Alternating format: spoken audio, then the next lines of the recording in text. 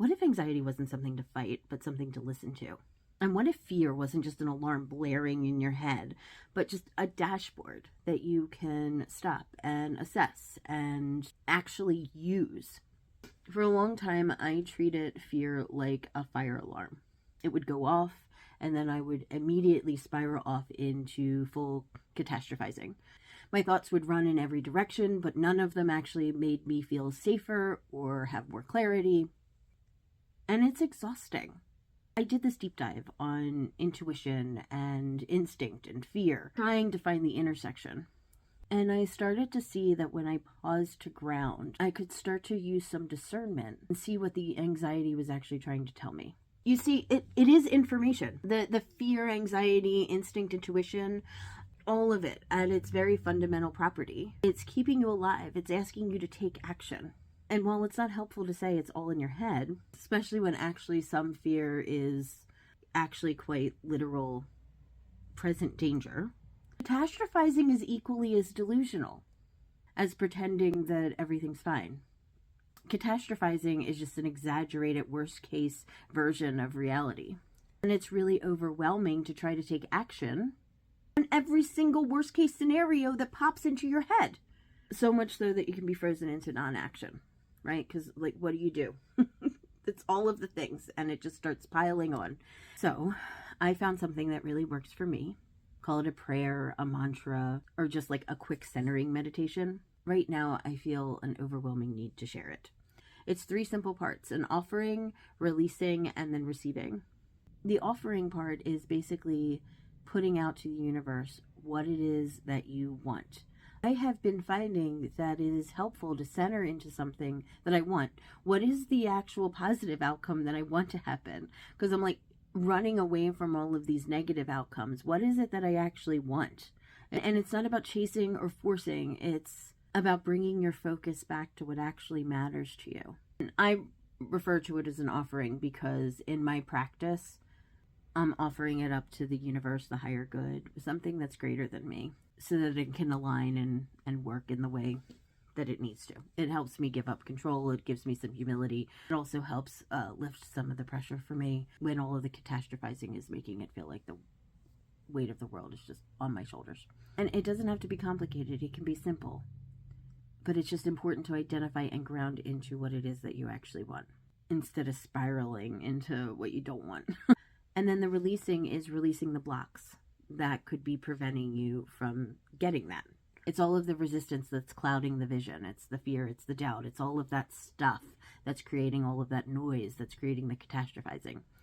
And I really find that I cannot hold on to fear and clarity at the same time. So I release what's in its way.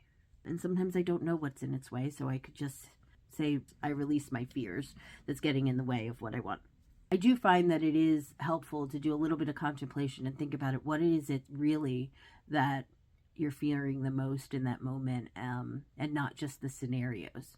What is at the core of what you're afraid of right now, so that you can really release that. But the universe doesn't care. Your brain doesn't care. If you just set the intention that you're trying to release the fears, you're at least moving in the right direction. And then the last part is just being open to receive that clarity. Trusting that when you can clear the noise, the next step becomes clear. And it's not passive. It's not just getting into everything's fine state of mind. Very well could be, and there probably is a lot to do. But you can't do anything when you're in this frozen state. It's about being in the right state of mind to recognize and take an aligned action, however small, that you can feel like you can move towards the reality that you want to be in, instead of staying stuck in this whirlwind of realities that are all terrible. So from this place of calm, I can actually hear my intuition, and then the next step becomes very clear. I have used this process quite a few times. Sometimes when I come up with my 3 things, I record myself saying it and I listen back to it, and then I start saying it with the recording. And I find that sometimes when it's really bad, I really do just have to repeat it like that, because I am like feeling like I'm on a boat swinging back and forth, and I need to get my balance. I need to get my footing. So repeating it and trusting what I'm saying, it just brings me back to a place where I can act instead of spiraling. So you don't have to conquer fear, and you don't have to pretend that it's not real.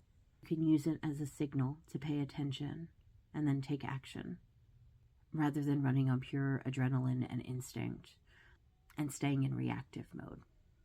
And the more I practice this, I'm finding that sometimes on instances where it's not as troublesome, I can really flow into that clear action, and get the speed up there where I can make decisions quickly without catastrophizing first. But sometimes it does really take a lot of work to give myself the patience to ground, listen, and figure out what that fear is telling me. So if this inspired you in some way, please feel free to try it out. I hope that it brings you peace and clarity so that you can take action and feel a little bit in control of your reality.